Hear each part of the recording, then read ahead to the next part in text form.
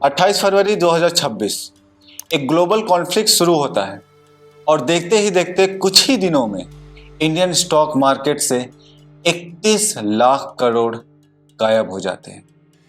ये इतना बड़ा नंबर है कि अगर 500 रुपए का नोट को एक रूम में रखा जाए तो ये कुछ ऐसा दिखेगा। पर सवाल ये है कि ये मार्केट में पैनिक हो क्यों रहा है, और सबसे इंपॉर्टेंट, हम जैसे रिटेल इन्वेस्टर को अब क्या करना चाहिए।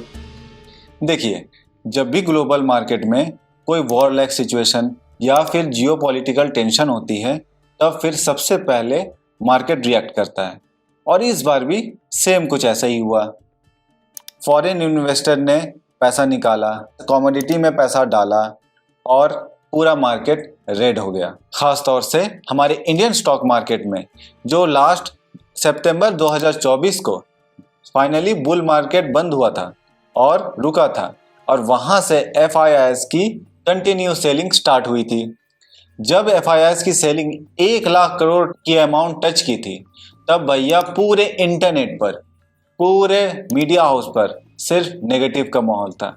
और अभी पिछले 1 से 1.5 सालों के अंदर में पूरे ग्लोबल मार्केट के कारण हम देखते हैं कि 31 लाख करोड़ का बड़ा अमाउंट गायब हो जाता है। तो इसके 3 रीजन हैं। सबसे पहला, ग्लोबल अनसर्टेनिटी।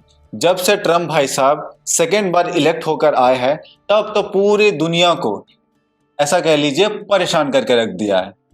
कभी ट्रम्प टैरिफ ला देते हैं, कभी वेनेजुला पे अटैक कर देते हैं और उसके प्रेसिडेंट को अगवा कर लेते हैं, कभी इधर लड़ाई कर लेते हैं। भाई साहब, ये किसी को चैन से जीने नहीं देते हैं, पता नहीं उनको चाहिए क्या। सबसे बड़ा वो मैनिपुलेटर, सबसे बड़ा वो ट्रेडर आज के दौर पे ट्रम्प नाम आता है। तो दूसरा रीजन है FII। हम जानते हैं FII के पास बहुत सारा पैसा होता है, तो उनको रिस्क बिल्कुल पसंद नहीं है। तो जितने भी रिस्की एसेट्स है उससे पैसे निकल रहे हैं, खास तौर से इमर्जिंग मार्केट से, क्योंकि उस पर वोलेटिलिटी काफ़ी बढ़ी हुई है। और अब तो ट्रम्प की वजह से अब ऐसा हो गया है कि US बॉन्ड पे अब लोगों पर कुछ ज़्यादा भरोसा नहीं रहा है। तो अभी कुछ देखेंगे आप लोग, गोल्ड बहुत रैली किया था, क्योंकि सारे इन्वेस्टर लोग, सारे इंस्टीट्यूशन इन्वेस्टर लोग गोल्ड की तरफ गए थे और सेफ हेवनली एसेट पर एलोकेट कर रहे थे अपना पैसा। तो जब से ये FII की सेलिंग स्टार्ट हुई है, तब से सारे इमर्जिंग मार्केट से पैसा निकलते जा रहा है और ये सेलिंग रुकने का नाम नहीं ले रहा है। और तीसरा सबसे बड़ा रीज़न है ऑयल के प्राइसेस का बढ़ना और इन्फ्लेशन का डर। अभी हमने देखा स्ट्रेट ऑफ हॉर्मुज पर ईरान का कब्जा है और वो पूरा कंट्रोल में ले लिए है और सारे कंट्रीज़ को बैन लगा दिए, सिर्फ उन कंट्रीज़ को छोड़कर जो ईरान के फ्रेंड्स हैं, जैसे रसिया, जैसे चाइना। और अभी अब तक इस वॉर से पहले इंडिया इजराइल का भी साथी था और ईरान के साथ भी अच्छी दोस्ती थी। पर अब जब से इन दोनों के बीच में ये कंफ्यूजन, ये कॉन्फ्लिक्ट चला है, तब इंडिया ने इजराइल का सपोर्ट किया, जिसके वजह से ईरान गुस्सा हो गया और ये हमें इंडिया का भी सप्लाई थोड़ा रोक दिया, जिसके वजह से हमें ये इंडिया में भी ये लंबी लंबी लाइन पेट्रोल पंप के पास दिखाई दे रही है। इनफैक्ट अब अभी कल की बात बताऊं, मैं खुद की, जब मैं पेट्रोल लेने गया तब मुझे जितने की रिक्वायरमेंट थी उतना उन्हें मुझे दिया भी नहीं और उससे कम दिया, बोला भैया स्टॉक खत्म हो जाएगा। अब सबसे इंपॉर्टेंट क्वेश्चन, करना क्या है हम इन्वेस्टर को, हम रिटेल इन्वेस्टर को। तो सबसे पहले पैनिक सेलिंग मत कीजिए। पैनिक सेलिंग से हम बड़ा लॉस बुक करते हैं।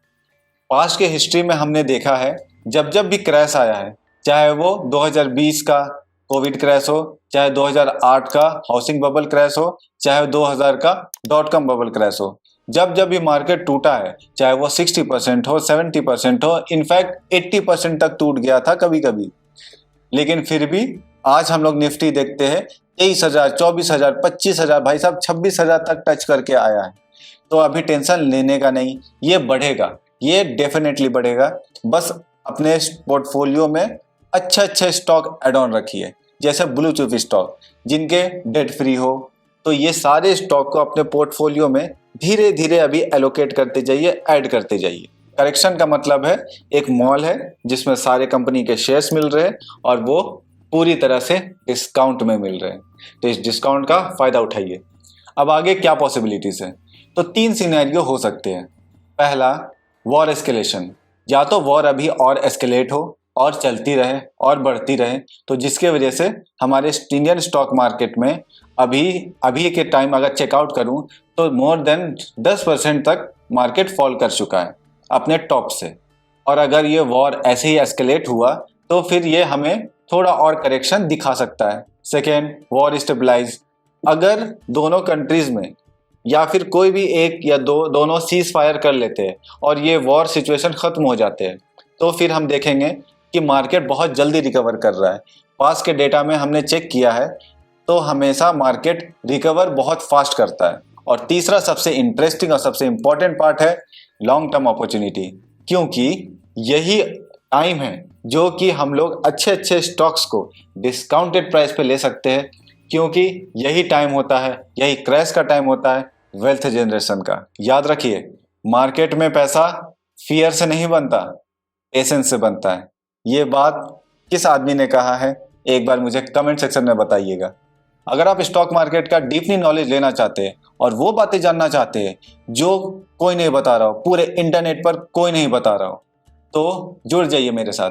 मिलते हैं अगले वीडियो में, तब तक के लिए जय हिंद।